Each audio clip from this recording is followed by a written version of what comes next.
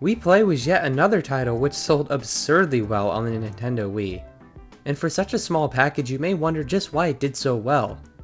I believe the biggest reason for this was due to the fact that when it was first released, it came bundled alongside a brand new Wii Remote. The price alone was enough to justify purchasing this package because you were essentially getting a free game with the remote. So overall, Wii Play's success can most likely be chalked up to the fact that people just saw the package at the store and thought, hey cool, I might as well pick this up because it includes a Wii Remote, rather than actually caring about the game itself. Now that that's out of the way, let's go over the game itself. Wii Play consists of 9 different minigames which strive to show off the capabilities of the Wii Remote. In fact, they wanted to push these gimmicks onto you so bad that you're actually locked out of every game from the start, and must unlock each one by playing the game before it. I guess Nintendo thought this would somehow teach the players to use the Wii Remote better, but I don't know, it just seems kinda pointless to me. The first activity you'll find yourself in is the shooting range, which took clear inspiration from Duck Hunt, which was a title released way back on the NES. One thing you'll soon realize with Wii Play is that every game here requires a pointer function to work, unlike Wii Sports where you could just flail the Wii Remote around half the time. All things considered, the shooting range is pretty solid with the main objective being to shoot down whichever object appears on screen. You're taken through 5 different rounds, all which getting more difficult the further you progress. I particularly like the stage where you have to shoot the frisbees out of the air, along with the last stage where you gotta fend off the aliens from abducting the little Miis. I was doing pretty well here until this happened. Find Me is the second game here, and it's basically just Where's Waldo. This one can be a good time waster as all you need to do is solve one simple prompt such as finding 2 lookalikes or the fastest Mii on stage.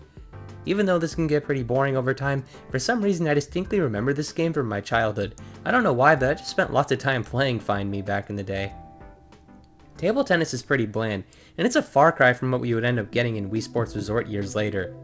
In this version, all you do is move the Wii Remote left and right trying to get as big of a rally as possible. I like the way the music is used here, but unfortunately, it's really the only redeeming quality table tennis has in Wii Play. It is fun to achieve a high rally, but this is just one that you could pick up and put down after a round or two. Pose Me is quite literally the most random thing I've ever seen in a video game, and it will likely stay that way forever. I mean, what even is this? The goal is to press the right button in order to contort your poor Mii's body into the right position to fit into the bubble. For some reason, there's pictures of birds and flowers and just whatever you can think of in the background.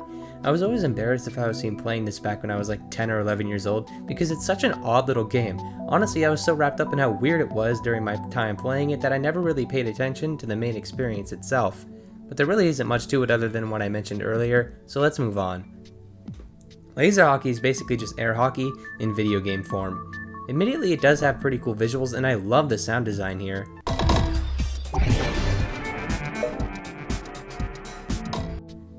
But it gets pretty stale after a few rounds, and I would only really suggest playing this with a friend because the AI of the computer is pretty dumb and makes the game uninteresting if you intend to play against it. The objective here is to just score as many points as possible, and whoever has the most by the end of the time limit wins, so go crazy. Billiards is a weird one. First of all, am I the only one who finds the atmosphere to be a bit off here? I actually really like it, but it's pretty creepy if I'm being honest, like you're playing a completely dark room only illuminated by the black and white city lights outside. I love the feeling this gives off, but I have no idea how to explain it. It's just always given me such a strange feeling ever since I was a kid. As for the game itself, I personally think it drags on for far too long. I remember back when I would play this with friends, we would always end the game early because we just got so bored and tired of waiting. The Wii Remote also works very poorly here. Half the time it doesn't even register my movement, which means I was just sitting there for a long time desperately trying to hit the ball. This is definitely one that I don't see many people talk about, and with good reason. Fishing is another one that unfortunately falls flat on its face.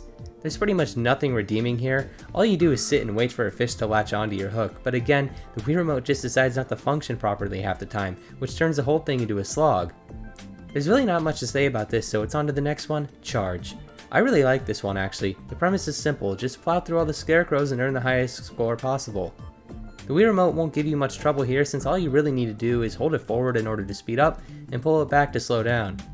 This is a solid time and it's addicting to go for a better score each time. And last but not least, ladies and gentlemen, we finally reached it, Tanks.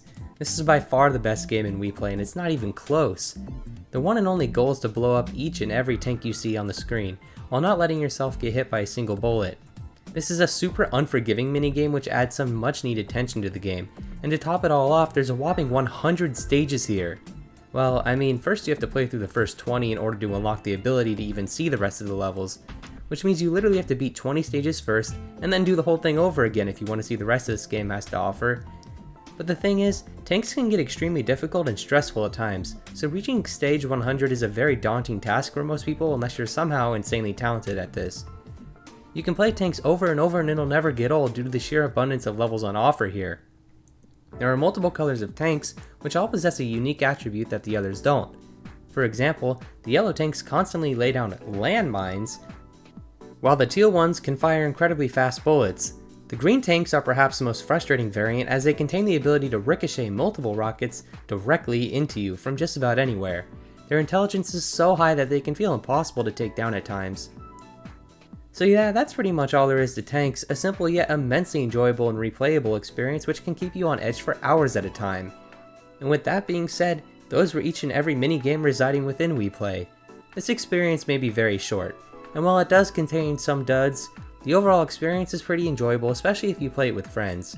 Either way, due to the lack of content on offer here, you probably won't find yourself coming back to WePlay that often. It really is a one and done experience, but that doesn't keep it from being a fun time waster and a great way to bond with friends.